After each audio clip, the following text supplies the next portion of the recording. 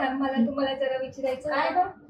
माझी बहीण आहे छोटी, तिला नाही का युरिनच्या जागी फोड येते आणि ती फोड फुटल्यानंतर तिला बरं वाटतं आणि मग 3 महिन्यांनी परत येते. कधीपासून येतं ते? आता झाले 3-4 महिने झाले. टेन्शन घेऊ नकोस. अगं त्यांना काय माहितीये का, हे सारखं सारखं जर येत असेल ना तर त्यांना बार्थोलिन सिस्ट असण्याची शक्यता आहे. बार्थोलिन सिस्ट म्हणजे काय असतं माहितीये का, योनी मार्गाच्या इथे एक छोटीशी गाठ येते. इथे जे ग्रंथी असते ना ती बंद झालेली असते आणि त्याच्यामुळे आतमध्ये ते पाणी साठतं आणि जर आपली स्वच्छता चांगली नसेल तर ते इन्फेक्ट होते आणि मग तिला दुखायला लागतं, पू तयार होतो आणि तो जास्त भरला की तो फुटतो. फुटलं की तिला बरं वाटतं.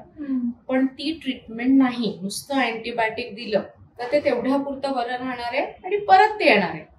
त्यामुळे त्याला खरं म्हणजे एक तर तपासायला आणायला पाहिजे आणि तपासून जर बार्थोलिन सिस्टच असेल तर त्याला एक्सपिरियन्स सर्जनकडून म्हणजे गायनेकोलॉजिस्ट कडून त्याची सर्जरी करायला पाहिजे. डॉक्टरने जरी ते नुसतं ओपन केलं तरी परत ते येणार. त्यामुळे अगदी व्यवस्थित एक्सपिरियन्स सर्जननेच ते केलं पाहिजे ऑपरेशन.